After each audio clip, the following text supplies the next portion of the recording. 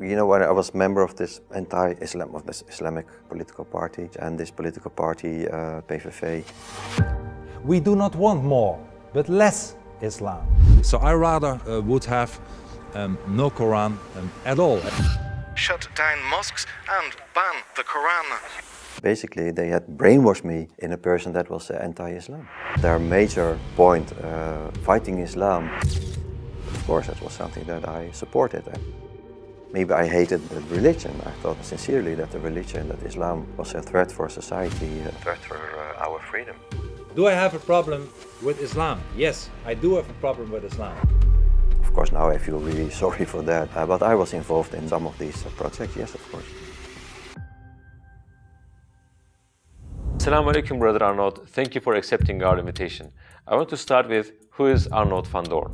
Walaikum salam. Thank you for inviting me. It's an honor to be here. Well, my name is Arnold van Doorn. I'm 56 years old. I'm a Muslim, alhamdulillah, since 2013. I was born and raised in the Netherlands, in The Hague. I have a Christian background, raised as a Christian. I became active in politics. I became a member of the Dutch anti-Islam political party called PVV. But I converted to Islam in 2013. Alhamdulillah, almost 10 years now. I'm here in Istanbul by invitation of Hellis Media. They are doing a project. They are interviewing 100 converts from over 40 countries, and I'm one of them. So it's a great honor for me to be here and to be able to do this interview in this great city.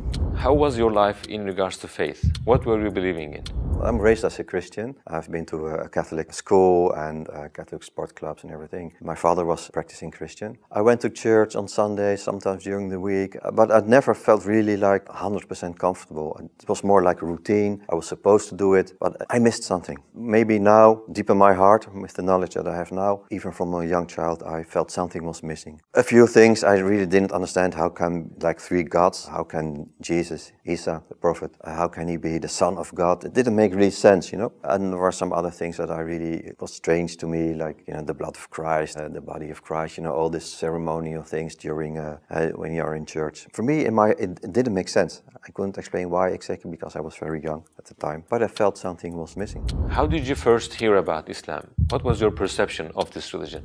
I heard about Islam, as most people in Western countries, by media, by politicians. Islam, you know, as the threat, as the cause of 9/11 and oppressing women and all the terrorist activities. And the problem in the Netherlands, in Western Europe, is that people don't study Islam for themselves. They just believe the media, they believe politicians, so did I. So what I knew about Islam was only, it was negative, it was dangerous. Maybe I hated the religion. I thought sincerely that the religion, that Islam was a threat for society, a threat for our freedom. You know, when I was member of this anti-Islam, of this Islamic political party, and this political party, PVV, their major point, fighting Islam, yeah, that was, of course, that was something that I supported, and I thought it was necessary, and I believed in it. Were there any projects that you were involved in against Islam? Yes, well, you had this famous movie. I'm not a producer of it now. A lot of people think that, because the movie was made before I became active in this political party, but I was with some other people responsible for distributing the movie, for promoting the movie on social media and things like that. So I was part of this organization and part of promoting the movie. This is one of the examples. Of course, now I feel really sorry for that, but I was involved in some of these projects, yes, of course.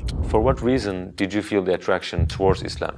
I didn't feel the attraction for Islam right away. It's not like you wake up in the morning and you become Muslim, of course not. But I had some doubts about Islam. It didn't make sense to me. You see the media, you see politicians, and they all tell Islam is evil and it's a threat for society, a threat for our freedom, and it's all evil and bad. But it didn't make sense because, you know, 1.5 billion people in the world, are they all evil people, angry, dangerous people? More than 1 million people in the Netherlands, they're Muslim. Are they all evil and angry, dangerous people? You know, so many people are Muslim, a lot of good people, nice and friendly people that I knew personally. So, and they said you should learn about Islam because your ideas about Islam are wrong. I said, yeah, sure. But I started to learn about Islam, reading Quran. I went to the mosque, spoke with an imam, spoke to other Muslims, did some research myself. I went to the library. And the more you learn about Islam, the more it becomes clear to anyone, especially to me. But only during this period, the more you learn about Islam, the more it goes from my head to my heart. It felt like, whoa, this is great, this is beautiful, this is, you know, answering some questions. All these people are wrong. It's a great religion. I feel this religion. This is answering my questions. And if you study Islam, then all these things, all the doubts that you have, they vanish. All the you know? gaps are filled. All the gaps are filled, all the answers, the questions that they have, they are answered. What was the first thing that started to soften your heart towards Islam? It's a question a lot of people ask me, and it's not like one specific part in the Quran, one specific ayah, no. It was the Islam itself, the life of the Prophet. You know, there's a book in the Netherlands, it is called Muhammad, and it's about his life. That was very motivating for me also, you know. For me it was research, it was studying about Islam, and it was a very slow process from being very cynical, like, okay, we'll study about Islam, but, you know, they're all liars and it's not true, they are brainwashing me, you know, the talks in the mosque. Yes, they were very nice, but, you know, in my opinion, they were not honest. So, but the more you learn, the more you really do research for Islam with an open mind. That's very important, open heart, open mind, then you cannot deny the truth. So finally, after a long journey almost from a non-Muslim to a Muslim, it took me about a year to convert, but finally it was clear for me that Islam it's a great religion, and I said the Shahada in 2013, alhamdulillah. How did you feel about the people that were making all those false propaganda against Islam? I felt misguided, basically. I always had the idea that in the Netherlands and Western Europe, the media, you know, they're honest, they're objective, and the same for politicians. They're honest people, wise people, you know, they are here for us to protect us and to guide us. But I felt betrayed by them because, you know, if you learn about Islam, then you also learn that everything they are telling us about Islam is wrong. It's negative. So I was really disappointed because basically they had brainwashed me in a person that was anti-Islam.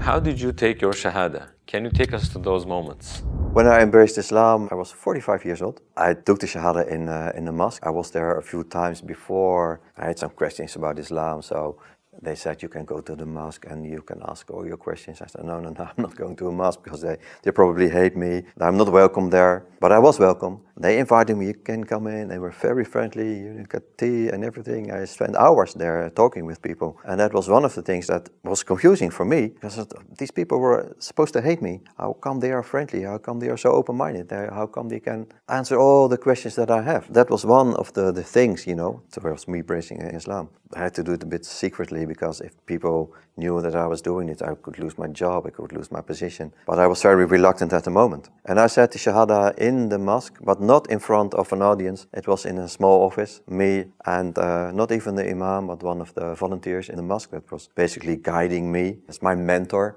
in this whole process. We said the Shahada, nobody else was there. So from the point that I started to learn about Islam until my basically saying my Shahada, it was not like a few days, a few weeks, it took me about a year.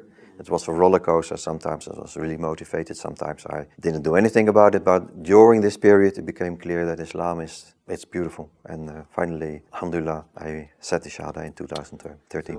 How did you feel when you took your Shahada? Did you feel peaceful and relieved? Yes, definitely. The shaitan is always there. Even in the last few minutes, they were whispering, no, don't do it. Don't, you're brainwashed, stop. Until even 5 minutes before the moment that I embraced Islam. But when I did it, it felt like a lot of weight was lost. I really felt happy. I felt, it's hard to describe. People that have done it, probably they know what I mean. It's like being reborn. How did the people around you react to your conversion to Islam?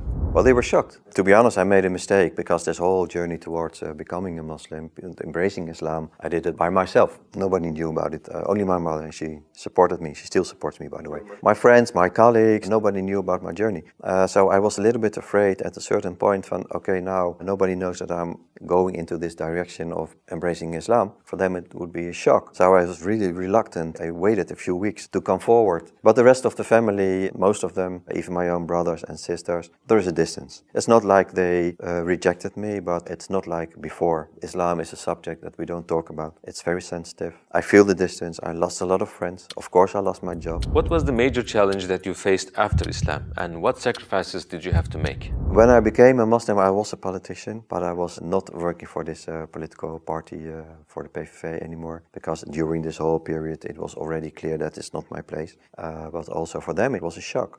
Well, if you become Muslim in this political organization, this political party, well, you just don't exist anymore. Well, after this became public that I became Muslim, well, I lost my job and I lost a lot of friends. I lost some family members, a lot of colleagues, of course. So I had to move, sell my house, go to a smaller house. I had to sell my car. So my life was a little bit less luxurious. For me, it was not a sacrifice. Because, you know, before that, I had a lot of money, I had a lot of vacations, expensive watches and a beautiful car and everything.